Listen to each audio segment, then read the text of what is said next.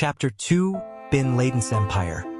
The Rise of Al-Qaeda, 1996 to 2001. From the shadows of exile, he built an army without borders.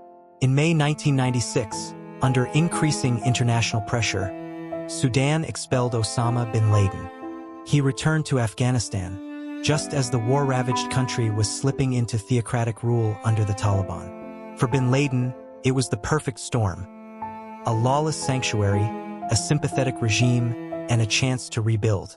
By this time, bin Laden was no longer just a financier of jihad. He had evolved into a charismatic ideologue, a strategist, and a man with a singular obsession: to drive the United States out of the Muslim world by violent means. What he needed now was an infrastructure, a network, a loyal cadre of warriors who saw in him not just a leader, but a messianic figure. And so, in the mountains of Jalalabad, Kandahar, and Tora Bora, Al-Qaeda took root. Unlike previous insurgent groups, Al-Qaeda, the base, had no flags, borders, or government. It was not tied to a single nation. It was a transnational jihadist movement, with cells in at least 40 countries by the late 1990s. It functioned more like a franchise than an army. Its members bonded by ideology and loyalty to bin Laden. The structure was deceptively simple. A Shura Council advisory board made high-level decisions. Training camps handled recruitment, indoctrination, and tactical education. Operatives were encouraged to initiate their own attacks, following the doctrine of leaderless jihad. Recruits came from all over Egypt, Yemen, Saudi Arabia, Algeria, Chechnya, Indonesia, the Philippines, even Europe. The common thread? Disillusionment, rage, faith weaponized. In this crucible, a new generation of holy warriors emerged. Among them, Muhammad Atta, Ramzi bin al-Shib, Marwan al-Shehi, and Ziad Jarrah, names the world would soon come to know in ash and fire. Bin Laden's return to Afghanistan came with a powerful alliance. The Taliban, a puritanical Sunni movement, had seized control of Kabul in September 1996 and imposed a brutal interpretation of Sharia law. Their leader, Mullah Muhammad Omar, welcomed bin Laden as a fellow warrior and allowed Al-Qaeda to operate openly within Afghan borders. In exchange, bin Laden provided financial and military support to Taliban fighters. He helped secure weapons, trained elite units, and even arranged assassinations of rivals, particularly within the anti-Taliban Northern Alliance. The CIA was alarmed. Reports trickled in about a Saudi financier of terrorism, living under Taliban protection, training hundreds of men, and plotting against the West. But actionable intelligence was hard to come by. The remote mountains of Afghanistan were largely inaccessible, and America, still haunted by the Black Hawk Down debacle in Somalia, was hesitant to insert troops into another chaotic Muslim state. So the warnings were noted and shelved. In February 1998, bin Laden dropped all pretense. He issued a second fatwa, this time co-signed by Ayman al-Zawahiri and leaders of Egyptian Islamic Jihad and other groups. It was published in Al-Quds Al-Arabi, a London-based Arabic newspaper, and declared, "The ruling to kill the Americans and their allies, civilians and military, is an individual duty for every Muslim who can do it in any country in which it is possible to do it." The world barely noticed, but the fatwa marked a point of no return. 4 months later, on August 7, 1998, the 8th anniversary of U.S. troops arriving in Saudi Arabia, Al-Qaeda bombed the American embassies in Nairobi, Kenya, and Dar es Salaam, Tanzania, killing 224 people and injuring more than 4,000. Most of the dead were African civilians. The FBI quickly identified Al-Qaeda as the perpetrator. The U.S. responded with Operation Infinite Reach, a series of cruise missile strikes on suspected Al-Qaeda camps in Afghanistan and a pharmaceutical plant in Sudan. Bin Laden escaped unscathed. The missile strikes missed him by hours. To his followers, it was divine protection. To Washington, it was an embarrassing failure. After the embassy bombings, the FBI placed Osama bin Laden on its most wanted list. But instead of retreating, he accelerated his plans. This would be his magnum opus. A strike so bold, so devastating, it would shake the very soul of the West.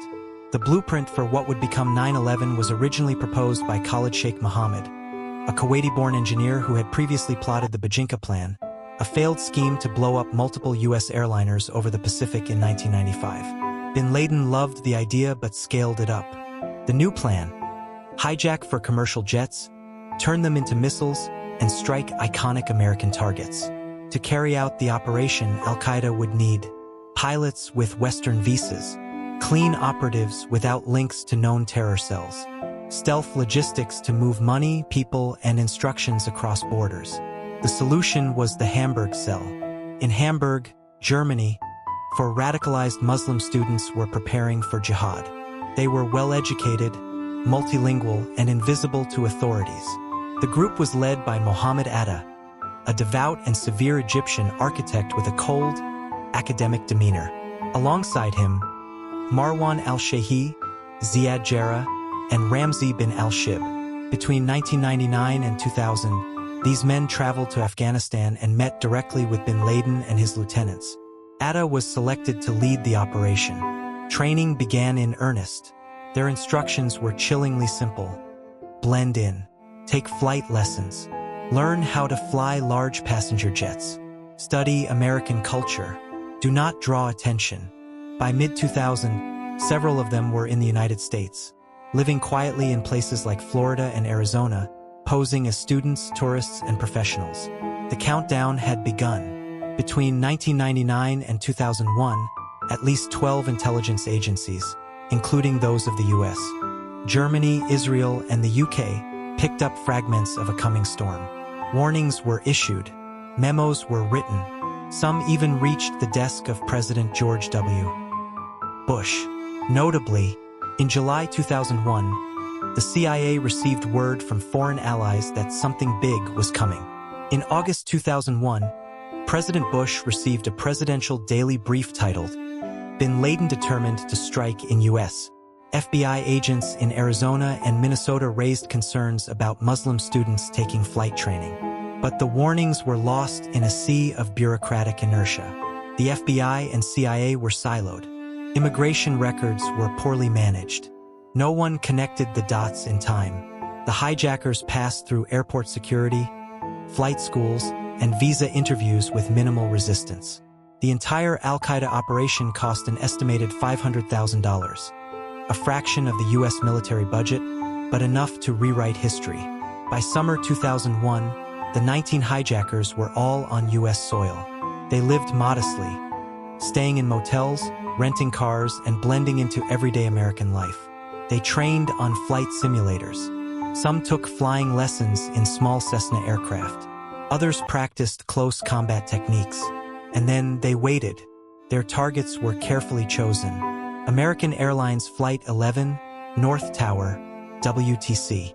United Airlines Flight 175 South Tower, WTC. American Airlines Flight 77, Pentagon. United Airlines Flight 93, target likely U.S. Capitol or White House. Each team had a designated pilot hijacker and muscle members to subdue passengers and crew. Their mission: seize the cockpit, maintain control, and fly into history.